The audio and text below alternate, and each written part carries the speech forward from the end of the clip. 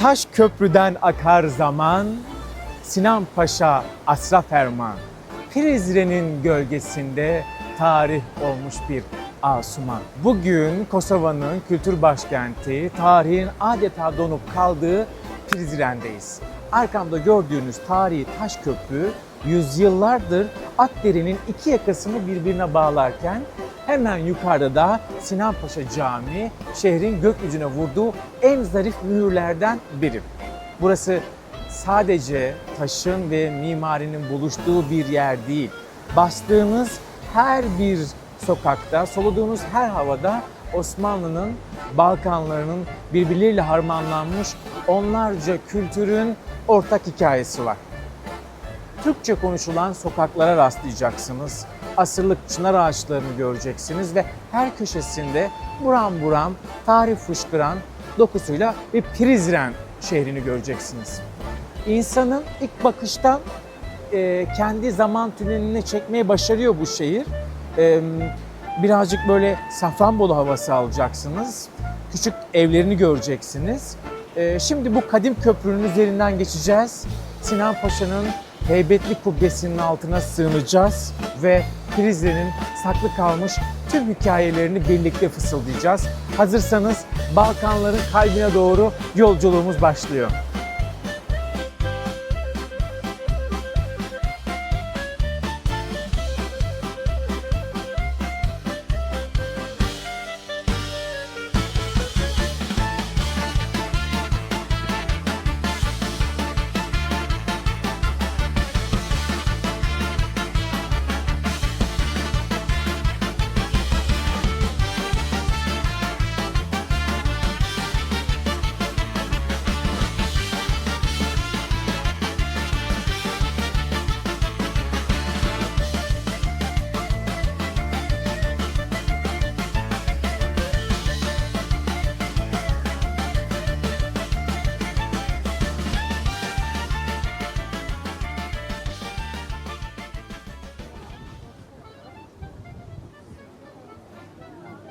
Türk kahvemizi içiyoruz. Evet. Şimdi köprünün başında o ilk heyecanla tabii konuştuk. Başladık videomuza ama işin aslına gelmek lazım. Önce bir oturup Prizren'in bir tarihine bakmak lazım dedik. Öyle güzel bir şehir dedik, Osmanlı şehri dedik. Böyle güzel bir havanın coğrafyasını anlamak için birazcık bahsetmek lazım. İşte burası Prizren, burası sıradan bir Balkan kasabası değil. Fatih Sultan Mehmet Han'ın buraya 1455'te girdiğinde burası zaten Roma'dan, Bizans'tan beri parlayan bir ticaret kavşağıydı. Osmanlı burayı sonra alıyor ama öyle hani bazı tarihçilerin dediği gibi yakıp yıkarak değil, tam tersine mevcudu koruyup üzerine kendi zarafetini inşa ediyor aslında. Biz bu köprüyle, bu camiyle ve çevredeki birkaç mimari yapıdan bunu anlıyoruz. Ve imparatorlukta belirli bir merkez olmuş oldu. Ve 450 sene, bu az buz bir zaman değil. Düşünün ki İstanbul'un fethinden hemen sonra buralar vatan kılınmış. Bugün sokakta yürürken merhaba dediğin adamın seninle aynı Türkçeyi konuşması tesadüf müdür? Değildir. Bu imparatorluk kültürünün, o köklü idari yapının asırlar sonrasına uğran bir aksidir. Şu arkamda duran Sinan Paşa Camii'ne bakın mesela. 1615 yapımında yapıldı bu. Sofi Sinan Paşa yaptırıyor burayı. Öyle baştan sağma da bir işle yaptırmamış. Bu klasik Osmanlı mimarisinin Balkanlardaki en muazzam, en dengeli örneklerinden biridir bu. Kubbe yüksekliği olsun, mimarisinin o zarif endamı olsun. Bunlar yüksek bir zevkin ürünüdür. Bir medeniyet tasavvurudur. Yapımında yukarıdaki kalenin kalıntılarının eski taşlarının kullanıldığı da söylenir. Yani malzeme buranın, kültür de buranın tam bir sentez oluyor. İşte Balkanları anlamadan Osmanlı'yı, Osmanlı'yı da anlamadan da bugünkü Türkiye'yi maalesef anlayamıyoruz. Prizren işte tam bu zincirin en mühim halkalarından biridir. Gelip görmek lazım. Biz de burayı gelip gördük ve şimdi bir kahve faslını gerçekleştiriyoruz. Yine devam edelim.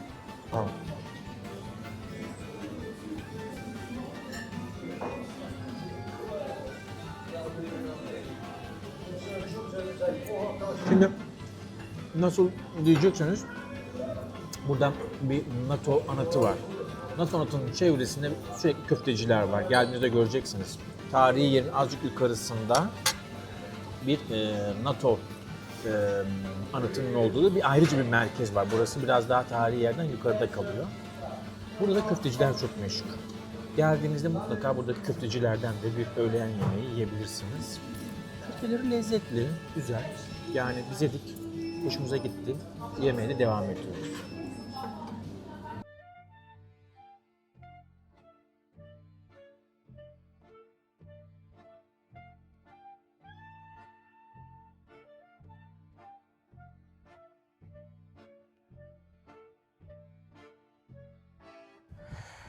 Evet, Prizren'in o dar, güzel sokaklarından çıktık ve coğrafyanın ne kadar hızlı değiştiğini görerek tam 140 kilometre yol kat ettik ve şu anda Arnavutluğun kuzeyinde yer alan stratejik noktalarından birindeyiz. Burası İşkodra, İşkodra'daki muazzam Rozafa Kalesi'ndeyiz. Rozafa Kalesi'nin burçlarındayız aslında. Gelecekte buralara, gelecek dostlara hemen ilk tavsiyemi vereyim. Buraya öyle sıcağında falan gelmeyin. Elinizde telefonla alelade yürümek için gelmeyin. Rozafa'ya çıkacaksanız ya sabahın erken saatini ya da akşamüstünü seçin ki hem coğrafyanın hakkını verin hem de şu aşağıda Dirin, Buna ve Kiri nehirlerinin birleştiği o muazzam manzarayı adeta bir tabloyu seyreder gibi sükunetle izleyebilin. Burası çünkü tam onluk bir yer. Buranın tarihi öneminden bahsetmek lazım biraz da. Geçmişi İliryalılara kadar uzanıyormuş. Roma'yı görmüş bir yer, Bizans'ı yaşamış bir yer, Venediklilerin elinden geçmiş bir askeri deha abidesidir burası. Osmanlı için önemi ise bambaşka. Çünkü Fatih Sultan Mehmet Han 1478-1479'da burayı kuşattığında dönem surlarını tutan Venediklilere karşı tarihin en çetin kuşatmalarından birini veriyor. İşkodra'nın düşmesiyle birlikte de Osmanlı Adriyatik Denizi'ne ve Balkanların bu kritik kapısına tamamen hakim oluyor. Bir de tabii kalenin iç tarafları var. İç taraflarında size görüntülerde yer vereceğim. Kalenin içine girdiğinizde zaten o katman katman tarihi hemen hissedeceksiniz. Burası öyle boş bir taş yığını falan değil.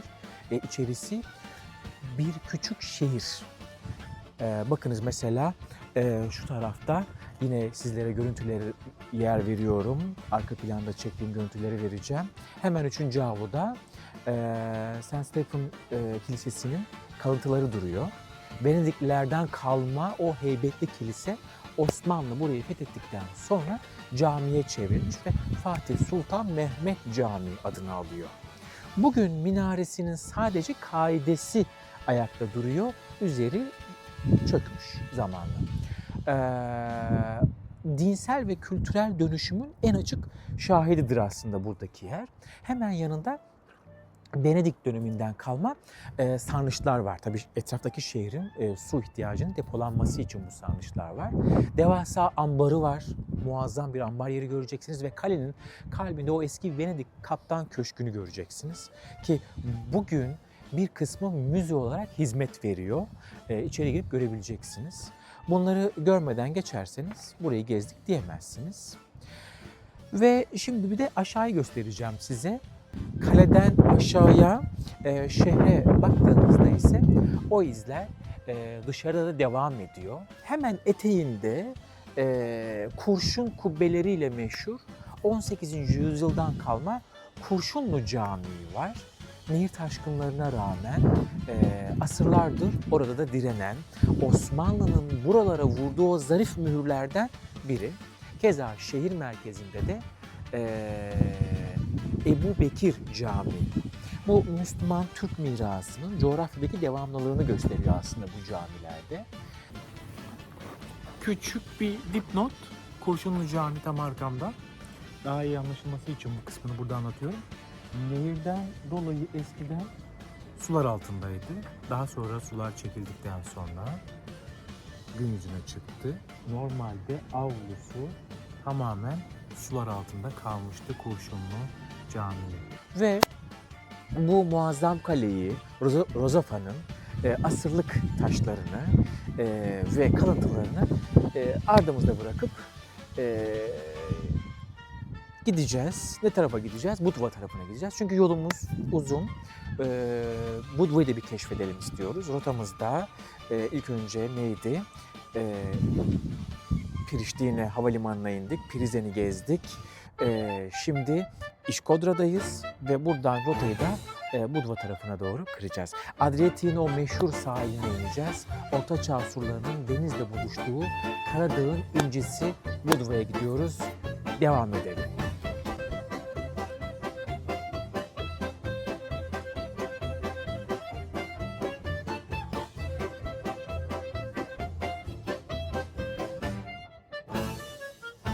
Budva'nın o hareketli sahil kalabalığından ziyade size eski şehri göstermek istedik.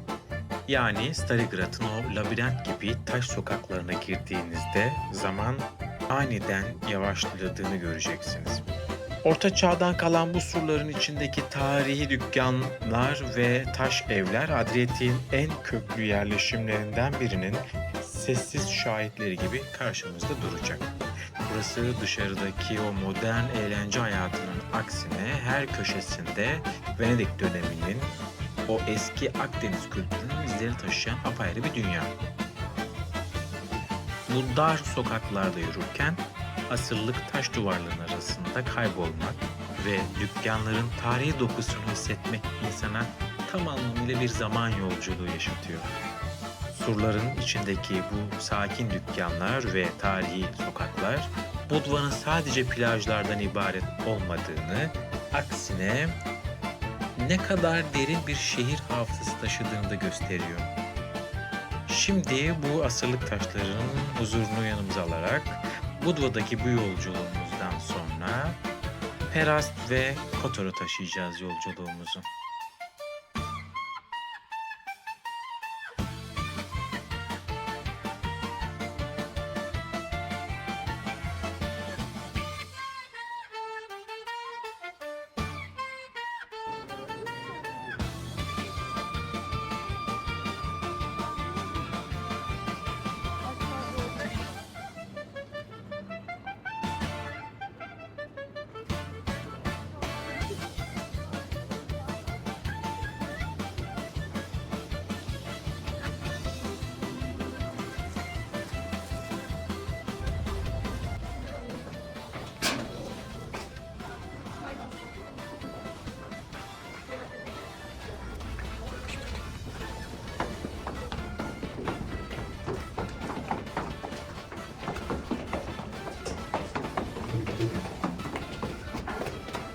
Tuğan aşırı dikkatli ol.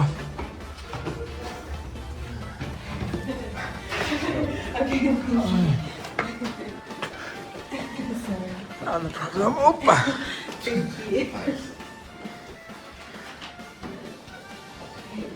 Tuğan'a buraya gel.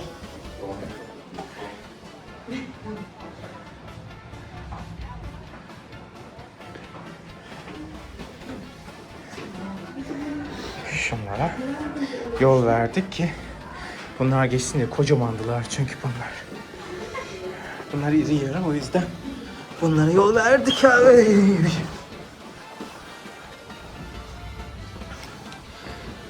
Bitti mi bitmedi mi? İncelerle problem yok. Kalınlarla sıkıntı var. Arka planda kal. Götün çıkıyor sahneye.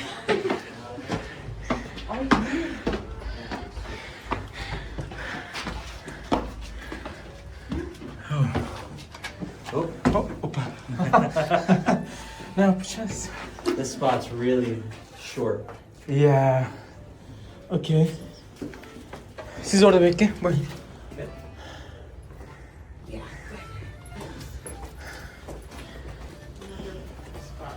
Watch for this.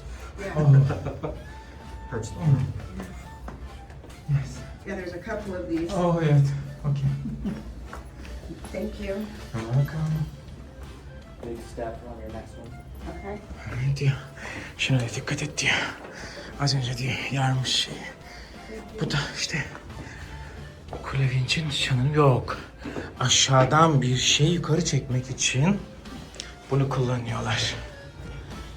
Evet. Bu. Ve yine dar yerlere. Bu videoyu çekmek için nelere katlandığımı. Evet. Evet. Yine çıkıyoruz. Yine çıkıyoruz. Şahane. Şahane. Tamam. Aynı görüşte değil miyiz? Serhan? Nasıl buldun? Şimdi peki manzaraya geçince bir daha soracağım.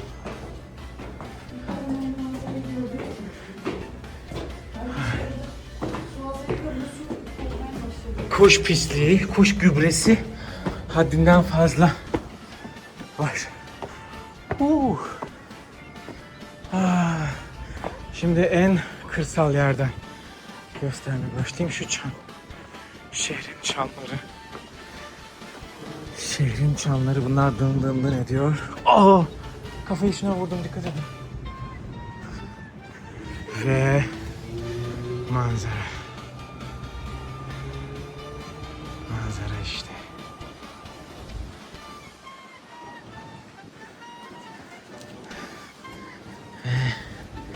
Ve manzara.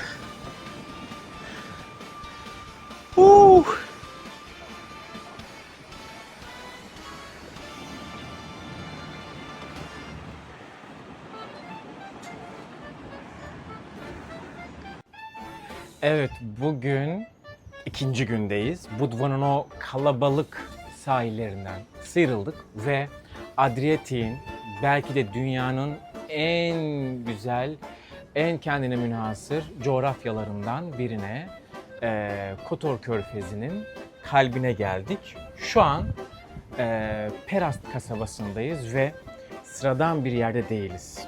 17. yüzyıldan kalma Saint Nicholas Kilisesi'nin çan kulelerindeyiz. İşte bu meşhur çan kulesinin tam tepesindeyken, merdivenleri çıkarken insan tabii birazcık yoruluyor. Ama yukarı ulaştığınız an şu an gördüğünüz manzara karşısında nutkunuz tutuluyor. Evet, burası buraların en büyük, en yüksek çan kulesindeyiz ve tam 55 metre yükseklikte. Adriyatik'in bu köşesindeki Venedik ihtişamının gökyüzüne uzanan bir kulesidir burası ayrıca. Burayı alelade bir balıkçı kasabası zannedenler var. Yorumlarda hep onu görüyoruz. Büyük hata, Perast asırlar boyunca Venedik Cumhuriyeti'nin en mühim denizcilik ve ticaret merkezlerinden biriydi. Buranın kaptanları, denizcileri öyle meşhurdu ki Rus çarı Petro, o büyük Petro bile donanmasını kurarken denizcilerini eğitmesi için adamlarını buraya, Perast Denizcilik Akademisi'ne gönderiyor. Yani şu an küçük ama sakin göründüğüne bakmayın. Burası asilzadelerin, gel Tuğan'ın, asilzadelerin, kaptanların ve saraylarıyla bezeli burjuva kültürü olan çok mühim, küçük bir yer. Şu an şöyle gösterelim. Şimdi şu adadan bahsedeceğim. Şu iki ada. Şu iki ada. Hadi geçelim o tarafa Tuğan'la.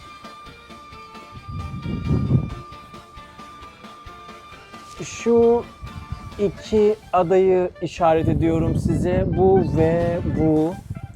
Şimdi yukarıdan bakınca hemen aşağıda iki tane mücevher gibi bu adayı gördük.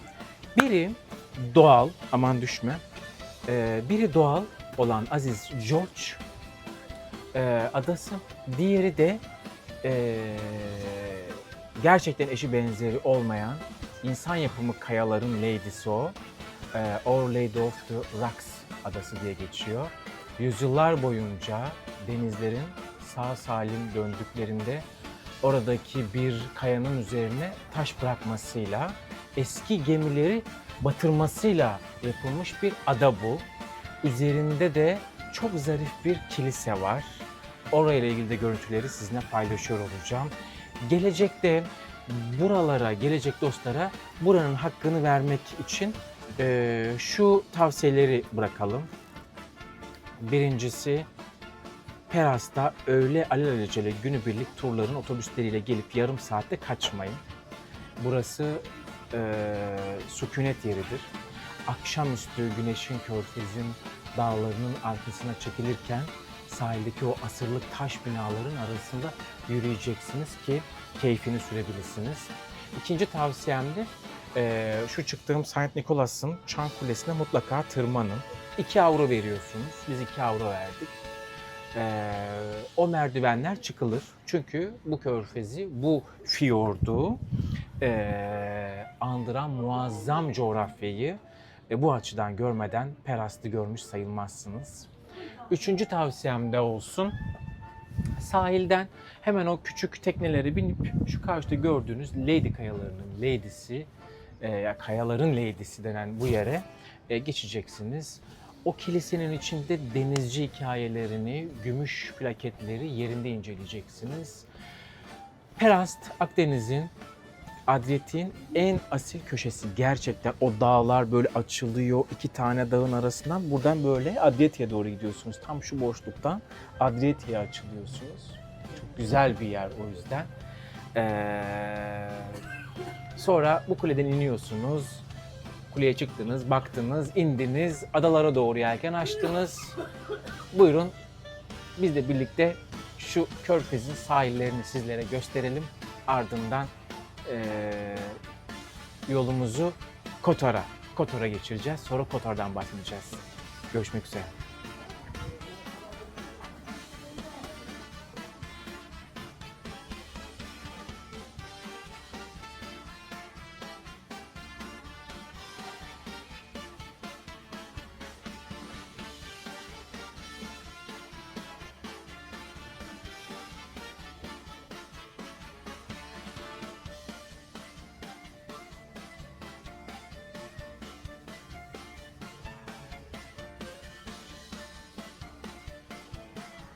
Bir değerlendirme yapmak gerekirse.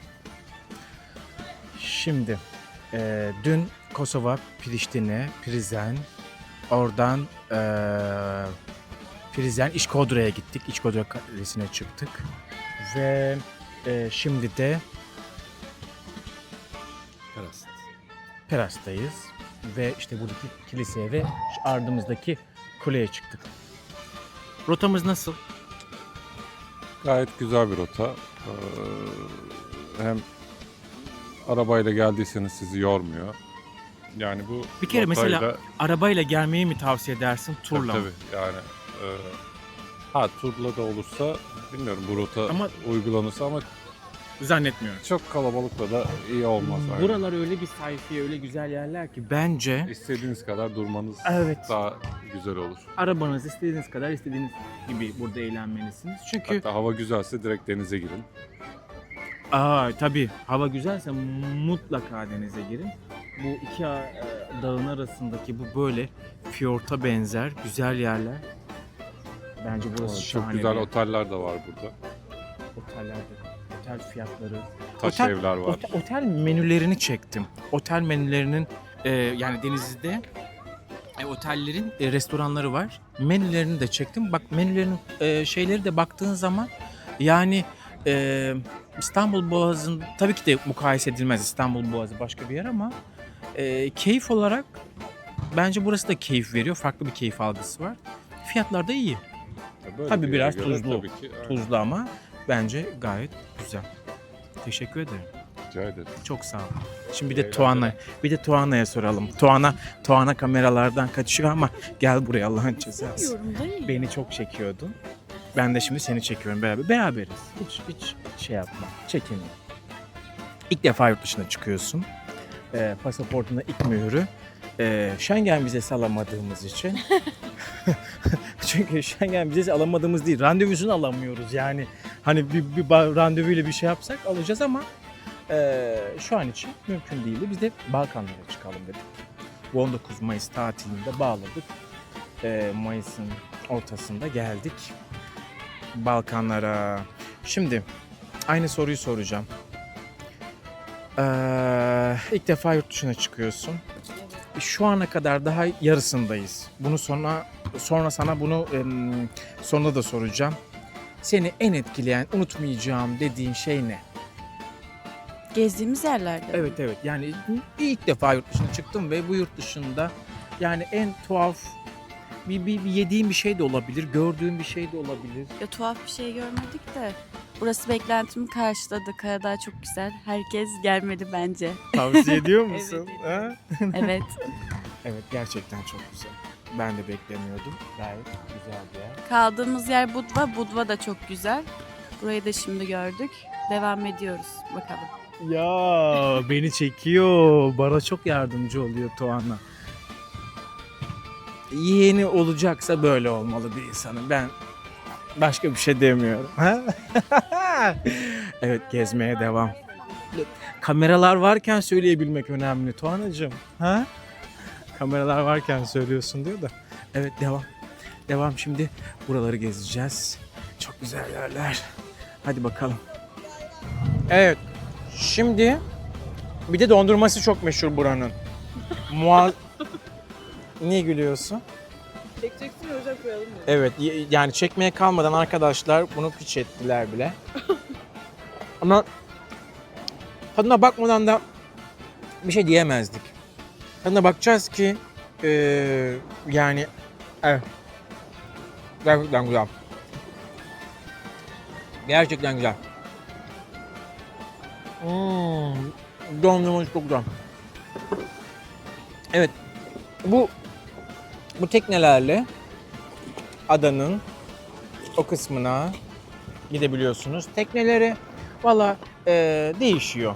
5 avroya giden de var. 10 avroya giden de var. Giden var yani. Az daha ileride eğer arabayla geldiyseniz 25 avroya hem arabanızı park ediyorsunuz hem de sizi oraya kadar getiren tekneler oluyor. Böyle bir paket yapıyorlar. Ama 25 avro kişi başı pahalı olur. Bahsettiğim dondurmacı da bu. Ne kadar verdim dedin Serhan? 5 euro verdik o kaba. Bakın burada gayet temiz külahlar da var.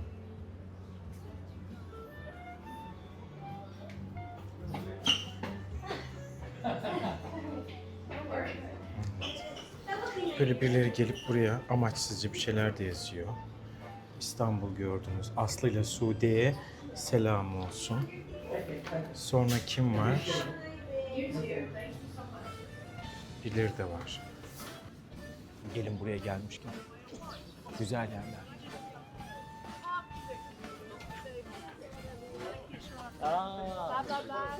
Bak.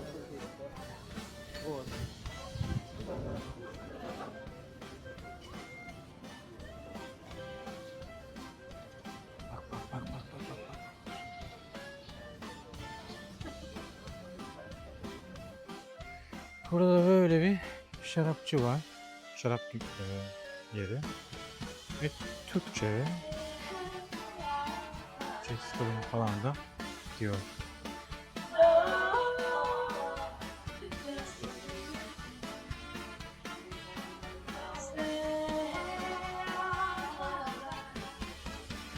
Merhaba. Türkçe yazdığınız için Türkçe konuştum. Öyle değil mi? Efendim? Ya evet evet.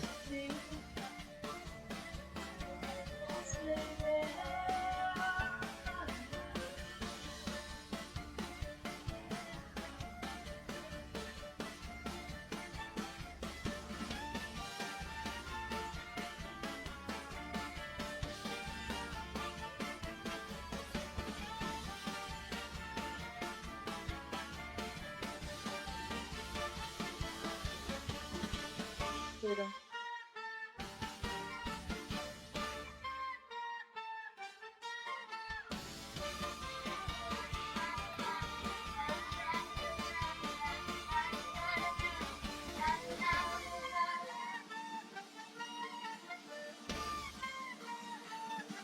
Nar şarabı.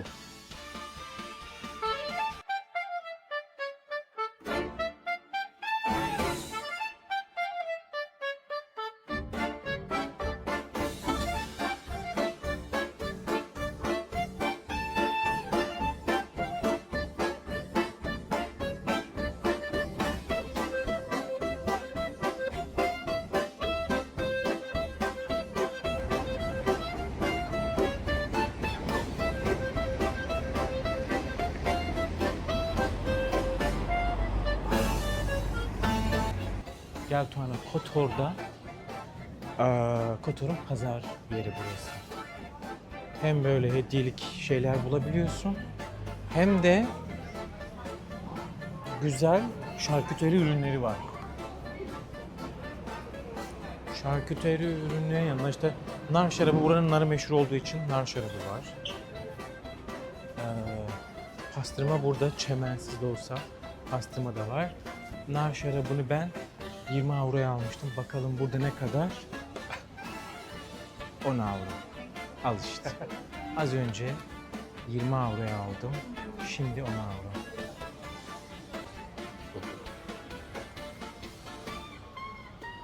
Tuana gel.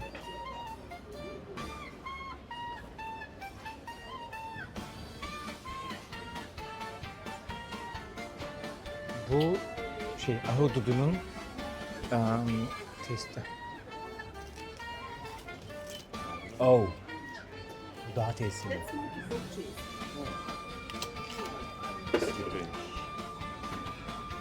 Bunu alalım mı? Alalım. 10 euro. Yes. Yeah. I can.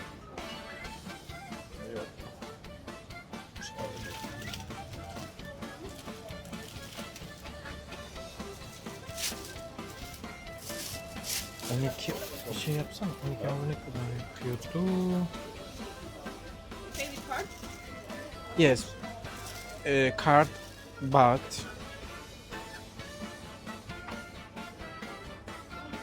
zeytinyağı, bu 1 litre mesela. 1 litre. Evet. 624 lira.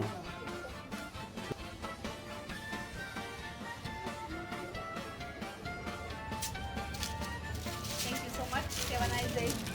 Have a nice day.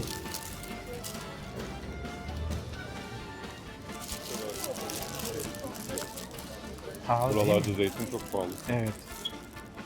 Pazarda zeytin pahalı. Evet.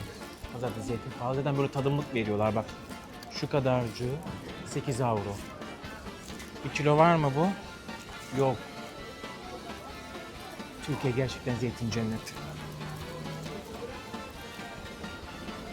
Kuru incirler var bak mesela. Kuru incir.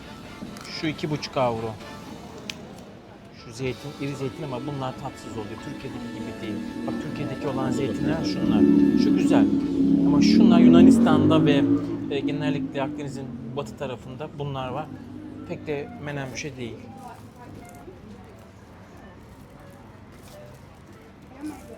Ha. Bu kurutulmuş, tütsülenmiş etler, yani fümelenmiş de denebiliyor işte. Onlar da burada meşhur.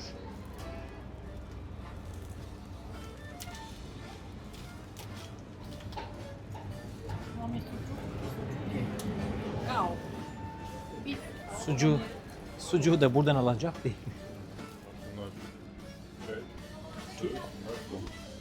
Bunlar Domuz ve dana olanını ayırdı. Dedi ki bunlar dana, bunlar domuz dedi. Herhalde Müslüman olduğumuzu anladı.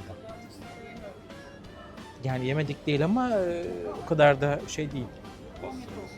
Aslında ben de istiyorum. Al. Pastırma şu an.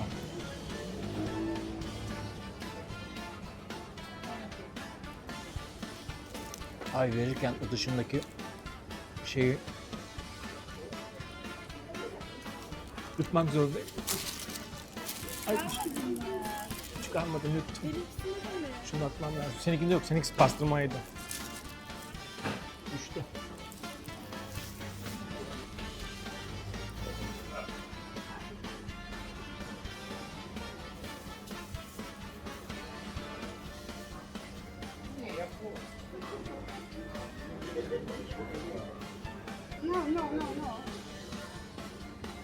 Evet. Şu peynirden alalım mı? Hadi o zaman gidelim. dandik magnetler de 5 lira. Evet yani magnete 5 euro diyorsunuz. 5 euro olmaz. Magnete 5 euro olmaz. Fideler var. Fideler.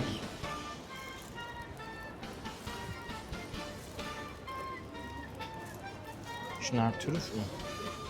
Şu.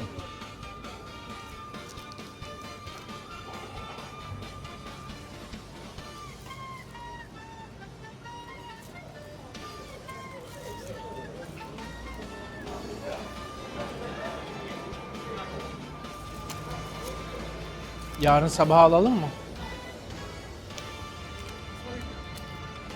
How much? 7 euro. Pahalı. Bu pazar çok pahalı. Hı? Marketlerde daha ucuz. 7 euro dedi kız. Dandik kitap var.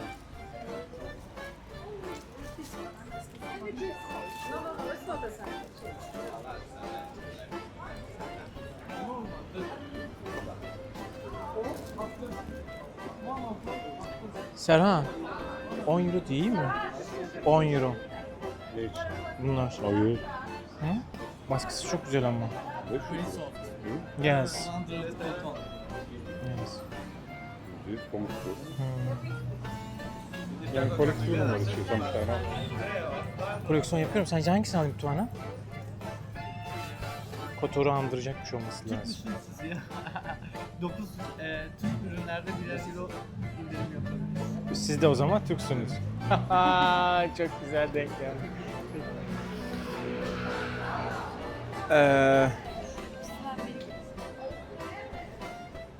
Bunlar %100 pamuk. Bir de Çok güzel, dokusu çok güzel. ve baskısı da farkındaysanız yüksek baskı değil. Yani Hı hı. güneşten veya vesaire yıkarken çatlama yapmaz. Hı hı. Subliminal baskı olarak geçiyor. Magnetlerde ne yapacaksın biz o zaman? Her şeyde birer euro indirim yapalım. Serhan. Serhan. Duymayacak. Bir seçelim. Tuana seçmek istediğin var mı? Bunlar şey değil ama dışarıda mesela görürsünüz taş, alçı gibi taş gibi görünürler. Onların hepsi sert plastik. Bu bir Taşa baskı. taş, evet. Şu Burada da mı zaten kedi? Bunlar evet buranın kedisi meşhur. Ama toplarsanız İstanbul'un bir sokağa kadar. Bir Kadıköy değildir. Ya, asla olmaz. Siz İstanbul'dan mı? Ben İzmir'den. evet. Ne Biraz kadar saatler kadardı geçti. süredir? İkinci yılım bu. Ya Evet. tavsiye eder misiniz buraya yerleşmek Ben isteyenlere? seviyorum. Çok güzel sayfiyedir. Evet. Ben ilk defa Ben geliyorum. seviyorum. Bak, benim İzmir'de stüdyom vardı. 12 yıl işlettim ve ciddi anlamda güzel giden bir stüdyoydu. Geldim bak burada işporta yapıyorum. Şu manzaraya karşı işporta yapıyorum abi. Huzur var bir Bu kere kadar değil mi? basit, evet. Bir kere huzur var. Tamam. Hangisi? Aldım. Tamam biz bunları aldık. Tamam. 10, 3, evet pardon. 9, 3, bunları tek bir paket mi yapayım yoksa Hangisi? Şu ayrı, Bu bunlar ayrı, bir. bunlar tamam. Toplama ne kadar vereceğiz? 18.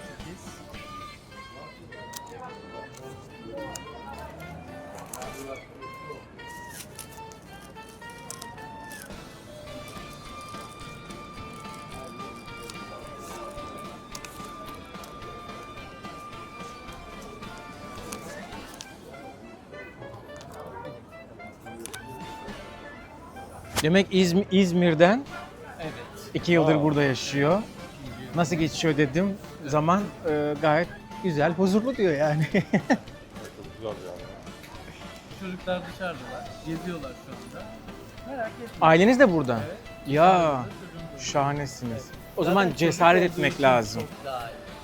Öyle mi? Evet. Çocuk olduğu için çok daha iyi. Çünkü Çünkü kafam orada değil. Bana ihtiyaç duyduklarında ararlar. Bu kadar basit. güzel. Demek ki cesaret edebilmek önemli. Sizin diliniz benden çok daha iyidir. Yani ben çıktıysam siz çok rahat çıkabilirsiniz. Dil bilmeye de diyorsun o kadar. Gerek yok. Bakın yani güzel sanatlar mezunuyuz. Öyle mi? Evet. Yani seramiklerin hepsi el yapımı zaten. Biliyorsunuz. Sizden mi? Sizin elinizden. Ha öyle mi? Çok daha iyi oldu. Duvar resimleri yapıyoruz. Resimler yapıyoruz, satıyoruz vesaire. Onları da yapabiliriz. Şu anda burada daha hızlı bir sirkülasyon ve sezon sürecindeyiz. Kışın belki de oturacağım mekanlara duvar resmi yapacağım. Türkiye'de de bunu yapacağım. Yani her şekilde çıkabilirsiniz diye düşünüyorum. Doğru. Geçimini sağlayabiliyor yani. Geçiyor, evet. Bir ailesiyle kendi başına da değil. Evet. Memnun oldum. Ulaş ben. Kesinlikle. Ben de memnun oldum. İyi tatiller. Sağ ol. Aldın mı o tarafı? Tamam Peynir orayı da hallet. Peynir. Yarın sabah için peynir. Bu 8 euro. 8 euro ha? Ama gayet güzel. Şimdi pazar alışverişini yaptık ya. Birazcık yukarılara çıkalım. Birazcık da buranın tarihinden bahsedelim. Şehir vergisi vereceğiz. Şehir vergisi Karadağ'a geldiğinizde konakladığınız gün kadar vergi vermek zorundasınız. Verginizi veriyorsunuz 1 euro. Geceliği 1 euro kişi başına. Böyle bir zorunluluğunuz var. Bir. İkincisi bugün pazar gününde biz buraları geziyoruz. Karadağ'da pazar günleri abi marketler kapalı. Hem de öyle süpermarket falan değil. Bakkalı da kapalı. Marketi de süpermarketi de kapalı. O yüzden gezeceğiniz zaman pazar gününden bir alışveriş varsa yapamıyorsunuz çünkü kapalı. Hadi şimdi birazcık daha ilerleyelim. Arabaya şu malzemeleri bırakalım. Ondan sonra devam edelim.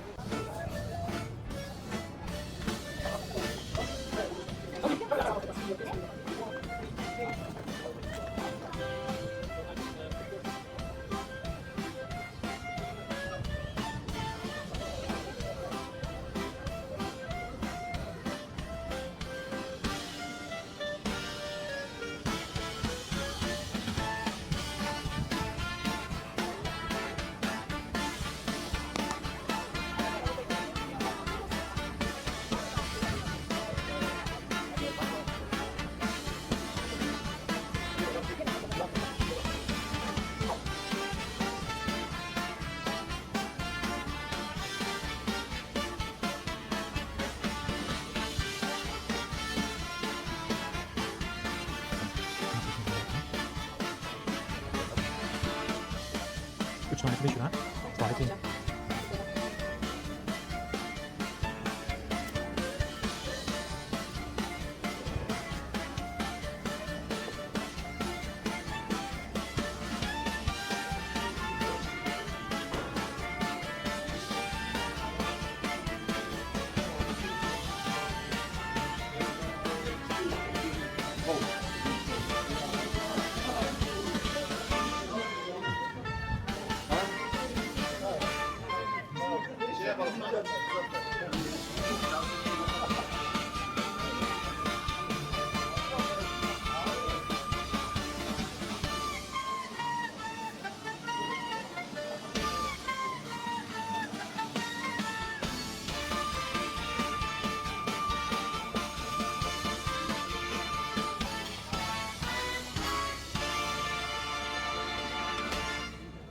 çekmek istemiyorsun?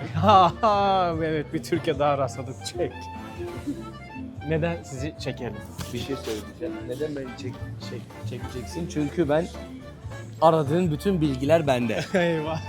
O zaman güzel. Evet, kesinlikle aradığın bütün bilgiler bende. Nereden başlarsın? Dedikodu mu? Dedikodu politik mi yoksa Yok politik olmaz. komşu mu yoksa Hele ne hakkında dedikodu yapacağız? Yaklaş da öyle sor da cevaplayayım ben. Yes sir, you can pass please. No worries. They're from Turkey, my own peoples. They are making some videos in social media. So I told him when he was on his way to pass over here, I said, you have that questions I can answer. He said okay, so we are going to do that situation. Evet. Ne kadardır Fırçamız da var. Fırçasız olmaz bu işler kesinlikle. Yaklaşık 15 yıl oldu. Ya Evet, çocukluktan diyebilirim bu işlerdeyiz. 15 yıl. Bodrum, İstanbul, Hollanda, Vietnam, Tayland, En Karada. sonda burası. Karada. En sonunda dedim ki yaşlanacağım yer burası. Öyle mi Sürgen olmalı? Kesinlikle. Ya hakikaten özellikle bu taraf. Kesinlikle. Balkan tarafı. Şahane. Şahane. Ben seviyorum. Ben Avrupa'dan buraya geldim. Ya burada kalabalık ama burası da kalabalık ama Evet, ya burası Avrupa'daki ben yok, mesela Avrupa daha yok. yorucu, Aman, daha aman, aman. şey. Sakın Avrupa yok. Avrupa bitti. Avrupa Ama bitti. şimdi Karadağ'da geçiyor. Karadağ'da geçtin. Bir dahaki station, next station, Visit. Nereye ama visit? visit. Where is busy brother? Where is money? We are there. Peki. Where is money? Next station, we are there. Peki Tamam mı? buraya gelmek isteyene, yerleşmek isteyene Aman ne dersin? kimse gelmesin abi. Türkler geliyor piyasayı bozuyorlar. Ciddi lütfen. misin? Vallahi Kur'an çarpsın. Yalan söylemiyorum biraderim. Samimi söylüyorum. Türkler aman Türkiye'den çıkmayın. Sizi çok seviyorum. Türkiye'de seviyorum ama dışarıda sevmiyorum. Gelecekseniz de 2 Abi, gün. gelecekseniz de en fazla 2 gün kalın, gidin, piyasayı bozmayın lütfen. Ben 3 yıl önce 250 euro ev kirası ödüyorum. Şimdi 1000 euro ödüyorum. Bizim Türkler kara borsacı. Arz talebi Fırsatçılar, bozuyorlar, ha? kesinlikle abi yapmayın lütfen. Şu an Kurban bir ev olurum, almak sizi çok istesek- seviyorum. Yok, Satın- ev almayın. Almayın abi, almayın. O evle alacaksanız, yani ev alacak parayla gidin gezin abi, Vietnam, Tayland, Uzak Doğu, Git Bayburt'ta. Latin Amerika. Gidin gezin Türklerin de- abi, ben gezdim, yedim, içtim. 8 yıldır para harcıyorum. 8 yıl daha harcarım. Sonra giderim köyüme. Evim var.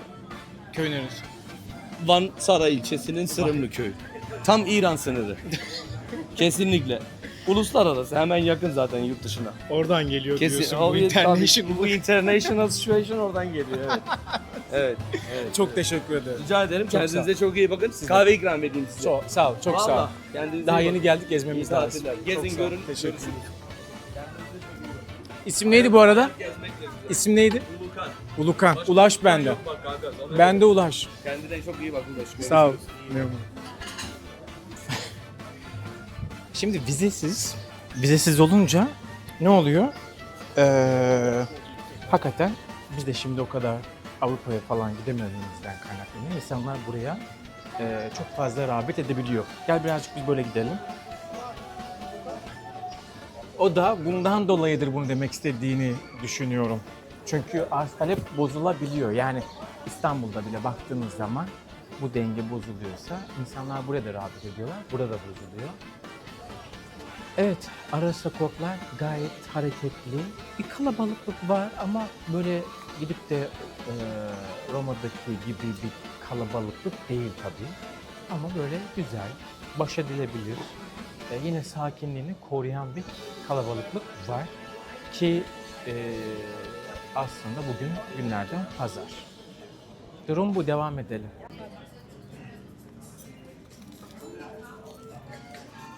Şimdi başladık mı?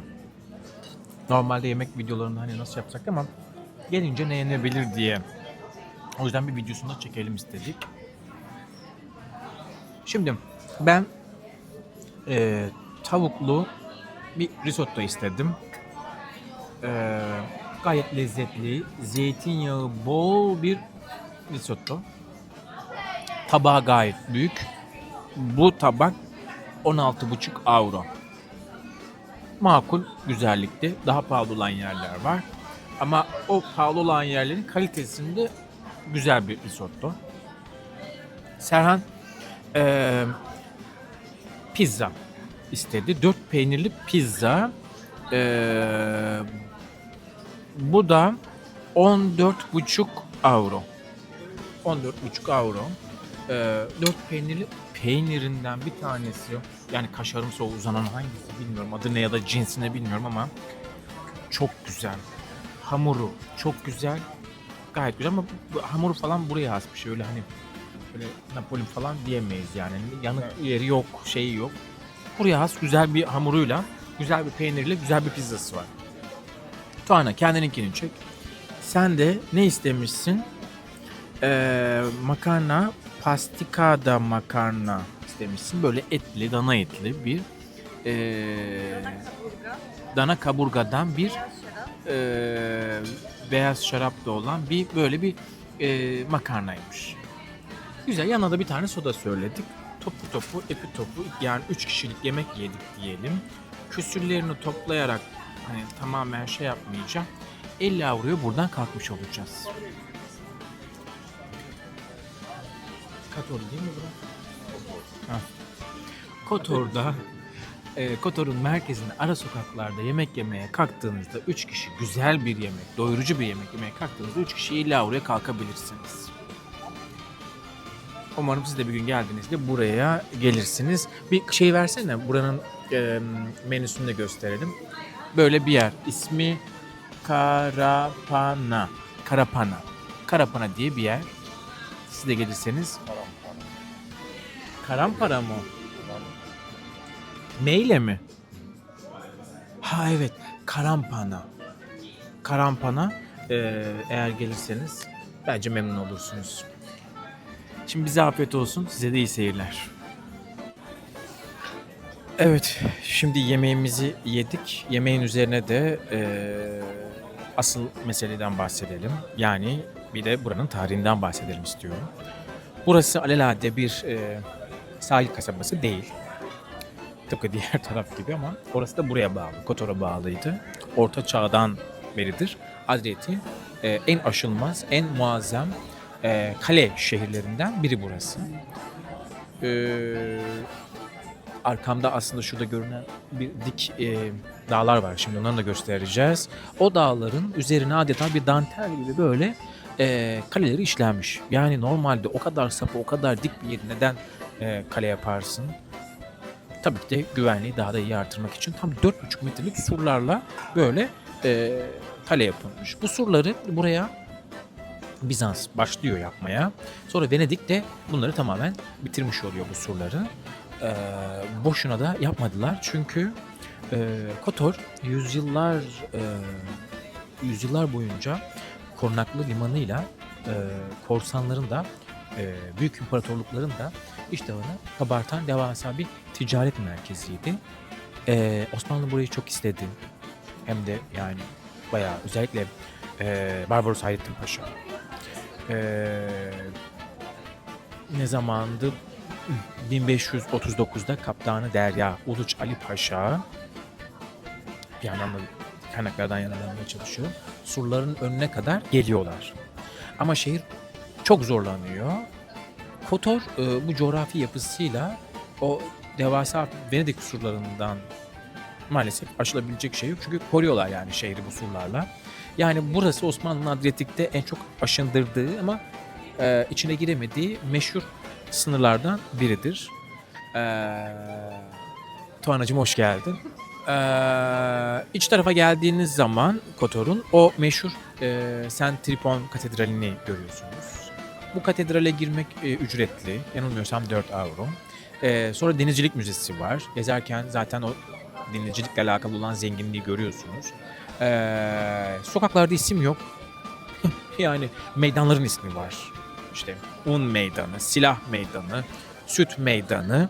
Tam bir burjuva, tam bir ticaret şehri nizamı var burada. Zaten sokakların da hangi birine isim koyacaksın? Labirent gibi.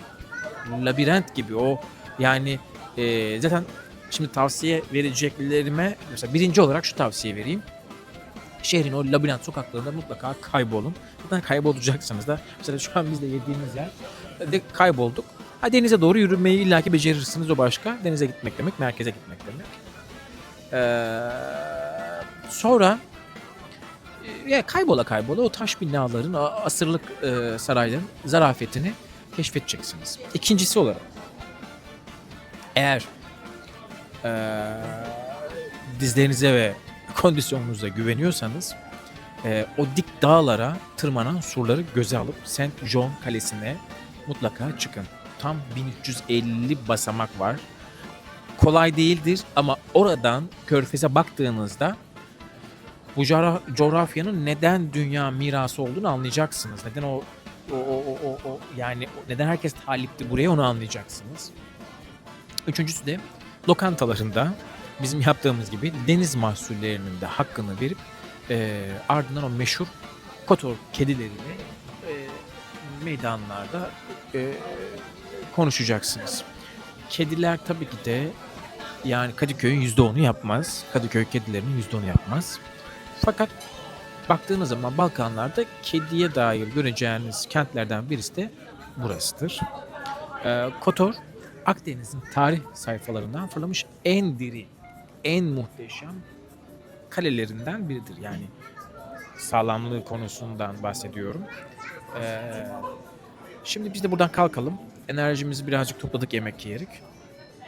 Şu sokaklarda biraz daha kaybolalım. Sonra Budva tarafına doğru yola geçelim.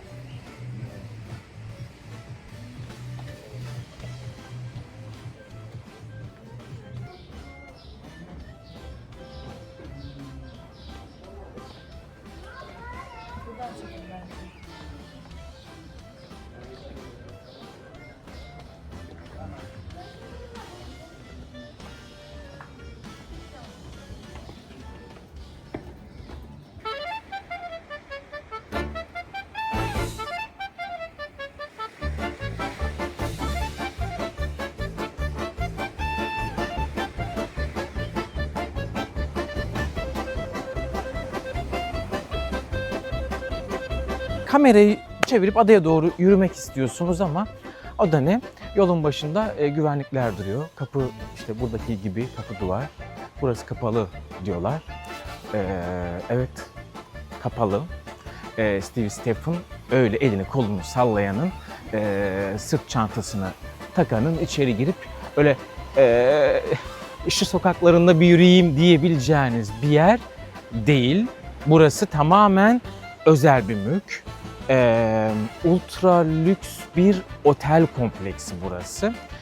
Hatta son birkaç yıldır devletle işletmeci şirket arasında Aman Resort diye, bizim Türkiye'de de aslında Aman Resort'u biz biliyoruz, arasında bir plaj ve tahsis krizleri yüzünden burası tamamen mühürleniyor. Neyse ki 2026 yaz sezonu için bu 1 Temmuz'da başlayacak. Adayı nihayet kontrollü olarak tekrar açmaya başlayacaklar ama yine sadece otel misafirlerine ve adadaki o fahiş fiyatlı restoranlara rezervasyonu olanlara bunlar olacak. Peki nedir buranın tarihi derseniz, tarihini bilmek de lazım tabii. Burası 15. yüzyılda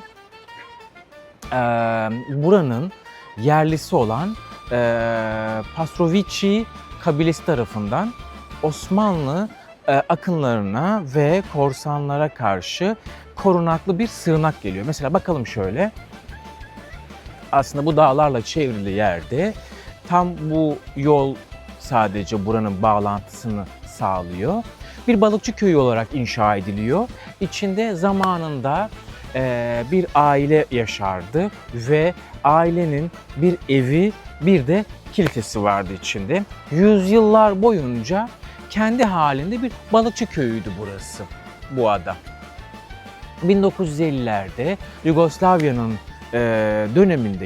döneminde Tito rejimi aldı burayı, köylüleri anakaraya taşıdı. Burayı dünyanın en seçkin lüks restoranlarından biri haline getirdi. Buraya kimler gelmedi ki? Buradan Sophia Loren, Marilyn Monroe'ya kadar, İngiliz kraliyet ailesinden meşhur aktörlere kadar dünyanın bütün elitleri, milyarderleri bu taş evlerin içinde gözlerden uzak tatil yaptılar. Hatta meşhur tenisçi Novak, bu Djokovic de buraya düğününü burada yaptı, evet. Adada düğününü yaptı bu tenisçi. Yani burası asırlık bir balıkçı köyünün kapitalizmin ve lüksün zirvesine kurban edilme hikayesi var bir nevi burada. Peki madem kapalı, buralara gelecek dostlar ne yapacak? Ücretler ne ve durumlar nedir diye bir tavsiye ile anlatalım. Buraya giriş için satılan bir müze bileti yok. İçeriye girmenin tek yolu adayı işleten Aman Otel'in geceliği binlerce euro olan odalardan birinde kalmak ya da içerideki restoranlardan kişi başı neredeyse bir servet ödeyeceğiniz, genelde minimum harcama limiti olan bir yemek rezervasyonu yapabilirsiniz. Eğer bütçeniz buna el vermiyorsa kapıdaki güvenlikle boşuna tartışmayın. İkinci olarak da plajların durumu, adayı bağlayan iki köprünün de sol tarafındaki plaj halka açıktır. Ücretsiz havlunuzu atıp oturabilirsiniz. Ama sağ tarafında o meşhur Kral plajı var. O Kral plajı ve Miloker bölgesi yine o lüks otelin yani buranın himayesinde. Sezonda şezlong kiralamaya kalksanız cüzdanınızdan ciddi bir gedik açılır. Please. O yüzden fiyatlar yüzlerce euroyu bulabiliyor.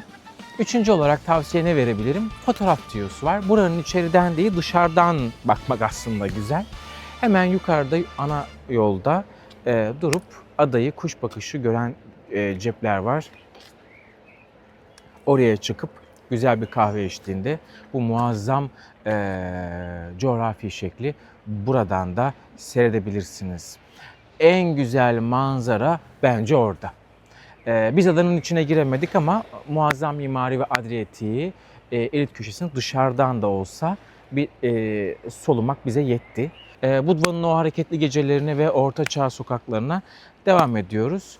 Buradan yolumuzu artık yavaş yavaş yine Kosova tarafına doğru çevireceğiz. Devam edelim. 18 Mayıs 2026 Karadağ'ın Steve Stephen adasında denize giriyorum. Dışarıda sıcaklık 20, suyun sıcaklığı 18 derece falan.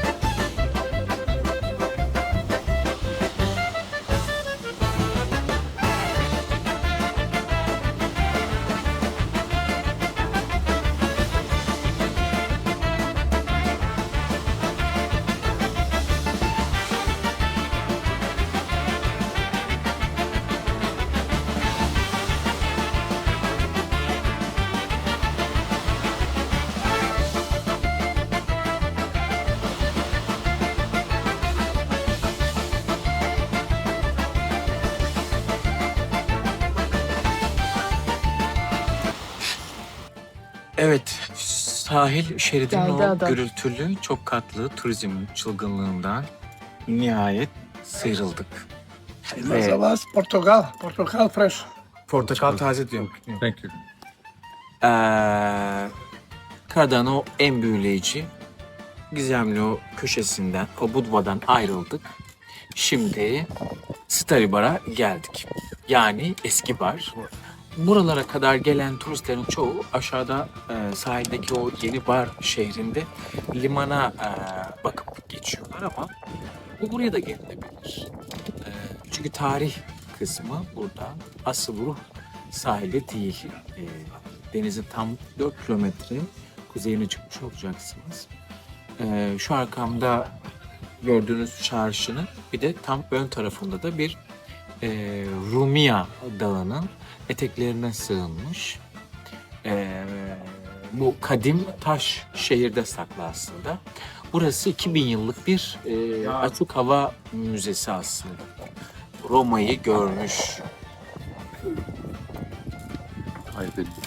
Roma'yı görmüş, Bizans'ı yaşamış, Venedik'i ağırlamış Ama buraya asıl karakterin, asıl ruhunu Osmanlı vermiş. Osmanlı İmparatorluğu 1571 yılında burayı fethediyor ve tam 300 yıl boyunca buraları vatan kılıyor. Aşağıdaki çarşıda yürürken o taş dükkanlara, evlerin mimarisine iyi bakın. Kendinizi Balkanların ortasında değil de sanki Anadolu'nun, Ege'nin o eski taş kasabalarından birinde zannedeceksiniz. Burası Osmanlı'nın Karadağ'daki en mühim idari ve askeri merkezlerinden biri. Ta ki 1878 Berlin Anlaşması'na kadar o çetin kuşatmalarda kale büyük zarar görüyor. Ardından 1979'daki o büyük depremle şehir tamamen terk ediliyor ve halk daha aşağı iniyor, sahile iniyor. Yeni şehre taşınmış oluyorlar. Yani bu şu an karşımızda duran yer aslında zamanın donup kaldığı bir hayalet şehir gibi gezebilirsiniz. Ama güzel bir yer olarak göreceksiniz. Kalenin içine girdiğinizde şimdi o katmanları göreceksiniz. Bir yanda Venedik'ten kalma gümrük binası ve saray kalıntıları var. Hemen yanında Osmanlı'nın inşa ettiği o meşhur saat kulesini göreceksiniz. Cami kalıntılarını göreceksiniz ve hamam göreceksiniz. Tamamı bizim kültürümüzün yansıması olarak göreceksiniz. Hepsi iç içe geçmiş. Medeniyetlerin nasıl birbirinin üzerine kurulduğunu gösteren muazzam bir laboratuvar aslında. Peki Stary Bar'a gelince neler yapacaksınız diye bir tavsiyeler verelim yine. Birincisi, kaleyi adım adım gezin. Çok devasa kale, yorulabilirsiniz. Çok sıcakta gelmeyin. Girişte biz şu an para vermedik ama yani para alınmaya başlanacak bir hava var. Çünkü idari yapı hala burada. Birkaç euro bir şeydir herhalde. O bilet alınacak. Ondan sonra içeri gireceğiz. İşte kalenin içine girilecek ve içerideki o su kemerini, saat kulesini, o dağlara açılan o muazzam manzara uçlarını tek tek inceleyebilirsiniz. İkinci olarak meşhur zeytin ağacı var. O zeytin ağacını göreceksiniz. Kalenin hemen yakınında, Tomba köyünde. Stara Maslina adında bir zeytin ağacı var. Yaşı tam 2000'in üzerinde. Yani dünyanın en yaşlı zeytin ağaçlarından biridir. İsa Mesih dünyadayken bu ağaç burada duruyordu yani. Aslında böyle tarif etmek de yanlış değil gerçekten. Osmanlı buraya geldiğinde buradaydı. Önüne durup şöyle bir tefekkür edebilirsiniz. Edeceksinizdir de yani 2000 yaşında bir şeyi tanıklık ettiğinizde. Üçüncüsü ise bu çarşıda mola vereceksiniz. Çok güzel nar suları var. Zaten özellikle Karadağ'da gittiğinizde nar sularını göreceksiniz. Adamlar bir de birayı narlı yapıyorlar. Nar koyuyorlar. Narlı da içebilirsiniz birayı. Aynı şekilde portakalda falan var ama buranın meşhuru nar. Zaten bol bol zeytin ağacı ve nar ağacı göreceksiniz. Devam edelim mi? Edelim. Kalenin kapısına çıkan o dik Arnavut kaldırımlı çarşıdaki rengarenk dükkanlarda da durun. Buranın yerel halkının kendi elleriyle yaptığı o meşhur zeytinyağlarını, nar ekşileri dedik, işte nar suyunu dedik. Ev yapımı incir reçellerini dedik. Eşinize dostunuza alın. Gerçek Balkan lezzetini işte burada el yapımı şeylerden alarak göreceksiniz. Lezzet orada. Stary Bar taşım ve tarihi. Güzel böyle doğayla birleştiği bir yer. Buraya da geldiğinizde çok güzel niş yer görmüş olacaksınız. Şimdi rotayı nereye çekiyoruz? Ulrich mi? Ülgür. Türkçesi galiba Ülgür. Evet, Ülgür'e çekeceğiz. Bir de orada antik kent göreceğiz. Bir köy göreceğiz.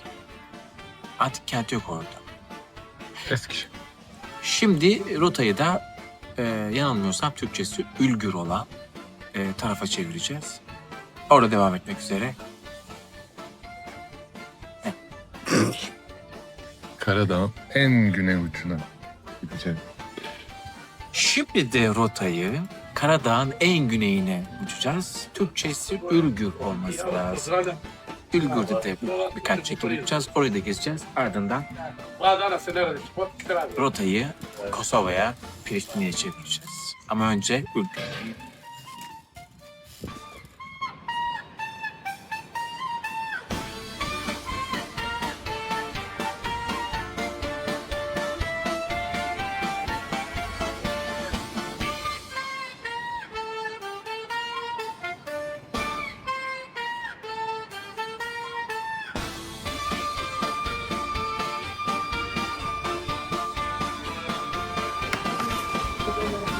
Rare fish, huh? Yeah.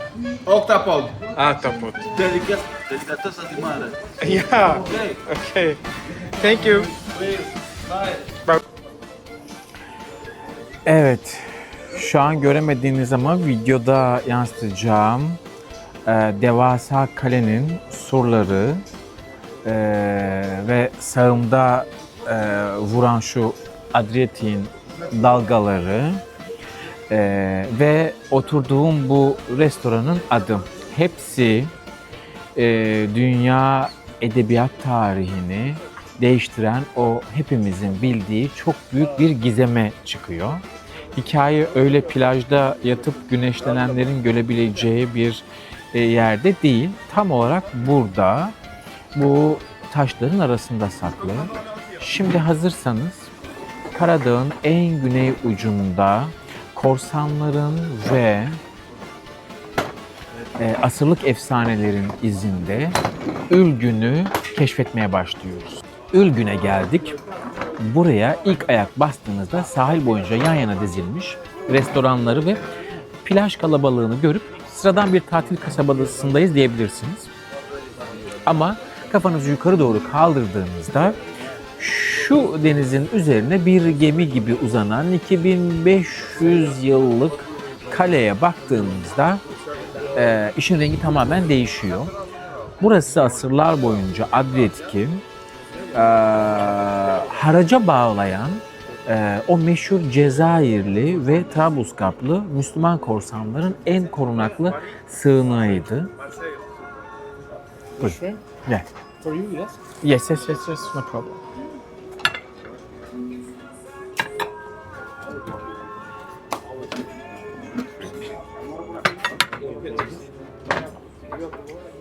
Ay, o böcek orada.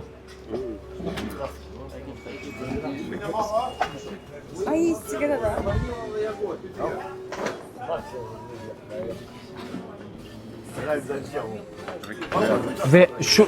Ve korsanlar tabii yemeğimiz de bir yandan geldi. Akdeniz'deyiz. Dedik ki karides yiyelim, kalamar yiyelim. Yemeklere en son bakarız. İnebahtı Savaşı'nda esir aldıkları çok mühim bir ismi. Tam 5 yıl boyunca bir kalenin zindanlarını tutuyorlar. Kim bu İspanyol yazar? Miguel de Cervantes. Cervantes burada esirken şu sağımdaki plajda yürüyen, kalenin sokaklarında yaşayan buralı bir kıza sevdalanıyor. Yıllar sonra memleketine dönüp dünya edebiyat tarihinin en büyük şaheseri olan Don Quixote'u yazdığında Don Quixote'un uğruna dünyayı karşısına aldığı o büyük aşkına ne isim verdi biliyor musunuz? Dulcinea. Yani tam olarak şu anda oturduğumuz restoranın adı gibi. Ülgünlü kız demek Dulcinea. Bir adamın esaretle başlayan hikayesini anlatıyor. Tüm dünyanın tanıdığı bir efsaneye dönüşüyor burada da.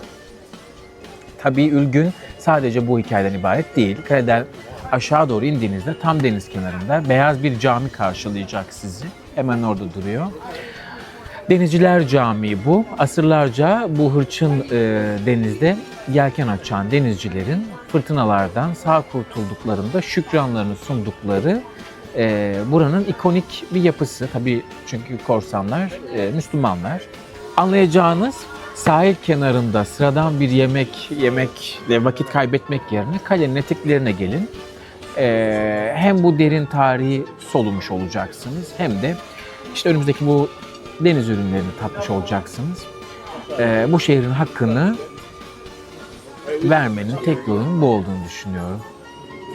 Kosova'dan başladığımız bu harika Balkan turunda Prizren'in tarihini sokaklarından geçtik. İşkodra'da, değil mi? Rozofa Kalesi'ne çıktık.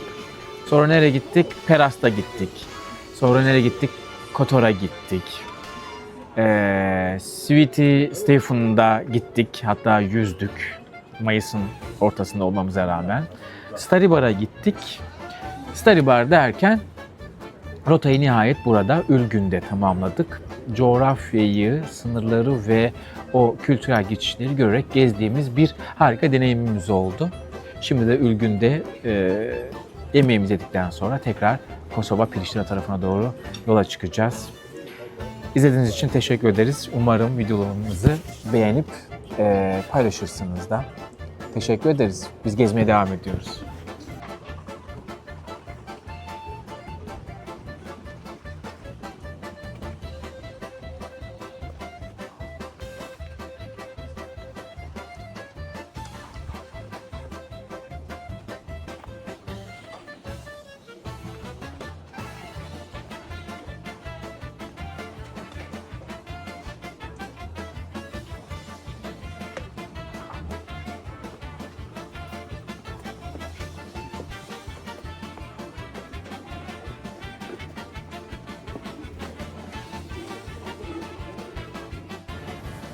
Arkamda gördüğünüz bu 7 harf sadece bir anıt değil. Avrupa'nın en genç ülkesinin aslında canlı bir hafızası.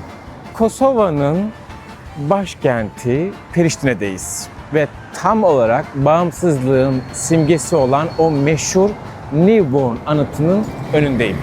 Burası her yıl ülkenin ve dünyanın gündemine göre yeniden boyanıyor. Boya her yıl yenileniyor. Yani bu şehir kendi tarihini statik bir taş parçası olarak değil, yaşayan bir sanat eseri olarak sokaklarında tutuyor. Şimdi hazırsanız bu genç başkentin enerjisine dalıyor, Priştine'yi keşfetmeye tam buradan başlıyoruz. 2008 yılında Kosova bağımsızlığını ilan ettiği tam o gün açıldı bu anıt. İlk başta sarı renkliydi ama zamanla burası halkın, gençlerin, sonra kendi mesajlarını dünyaya duyurduğu bir panoya dönüştü. Savaşın izlerinden barış mesajlarına, duyarsız bir dünya özleminden özgürlüğe kadar her yıl bambaşka bir tasarımla karşımıza çıkıyor. İşte Priştine'nin ruhu tam olarak bu. Bir yanda caddelerin arkasına gizlenmiş 500 yıllık Osmanlı camileri, diğer yanda o sert Yugoslav modernizmi ama hepsinin tam ortasında buraya o taze enerjiyi veren muazzam bir genç nüfus var. Peki buraya kadar gelmişken Priştine'de Newborn dışında neleri kaçırmamanız lazım? Hemen hızlıca özetleyeyim. Milli Kütüphane var. Milli Kütüphane'ye gidebilirsiniz. Sonra nasıl gideriz derseniz Newborn'dan çıkıp biraz yürüdüğünüzde karşınızda dünyanın en ilginç, kimine göre en çirkin ama mimari açıdan kesinlikle en sıra dışı binalarından biri olan Kosova Milli Kütüphanesi'ni göreceksiniz. Gittiğinizde beğenmeyenlerle ya güzel aslında diyenler olacaktır. O demir kafeslik yapıyı mutlaka yerinde inceleyin. Rahibe Terasa Caddesi'nde macchiato için mesela. Burası iddia ediyorum Balkanların en iyi kahve kültürüne sahip yer bence. Kosova'da kahve kültürü gerçekten gelişmiş. Harflerin hemen arkasındaki o hareketli caddeye geçin. Orada lokal bir kafeye oturabilirsiniz ve şehrin ritmini bir kahve eşliğinde yakalayabilirsiniz. Sultan Murat Türbesi'ni mutlaka ziyaret edin. Şehrin biraz dışına çıkacak havalimanına doğru eğer gidecekseniz zaten yolunuzun üstünde olacak. Kosova Meydan Muharebesi'nin yaşandığı o tarihi kırılma noktasını ve Sultan Murat Hüdavendigar'ın türbesini ziyaret ederek buradaki geçmişin derinliğini tam yerinde hissedebileceksiniz. Sultan Murat burada şehit edildiğinde iç organları buradaki türbeye gömülüyor. Bedeni ise İstanbul'a götürülüyor. Böyle bir türbe de yapılmış oluyor organlarının gömüldüğü yere. Priştine belki bir Kotor ya da Prizren kadar ilk bakışta tarihi bir masal sunmuyor. Bu beklentinizi burada öyle beklemeyin ama arkamda duran Nibon anıtı gibi samimi, dinamik, üniversiteli bir şehir olarak bitmeyen bir enerjisi var. İnsanı kesinlikle bir şekilde tutuyor. Kosova ve Karadağ hattındaki bu harika yolculuğumuzu, bu genç başkenti tam da bu noktada selamlamak için bizim için bir harika deneyim oldu. Artık buradan havalimanına geçeceğiz. Oradan da İstanbul'a döneceğiz. Balkanlardaki Kosova'dan, Karadağ'dan Priştine tarafına olan yolculuğumuzu ve videomuzun bu serisini burada tamamlamış olduk. Umarım beğenmişsinizdir. Genellikle güzel yerleri sizler için gittik. Hatta bazen yorulup gitmek istemediğimiz yerleri de dedik ki videoda mutlaka yer alması lazım. Onun için gitmemiz gerekiyor dedik ve sizler için çektik. Umarım beğenmişsinizdir. Eğer beğendiyseniz lütfen yorumlarda bunu belirtin ve beğenin. Arkadaşlarınıza bu paylaşın. Çünkü daha yeni bu işe başladık ve beğenildikçe biz de bu işi devam ettireceğiz. Teşekkür ederiz. Görüşmek üzere.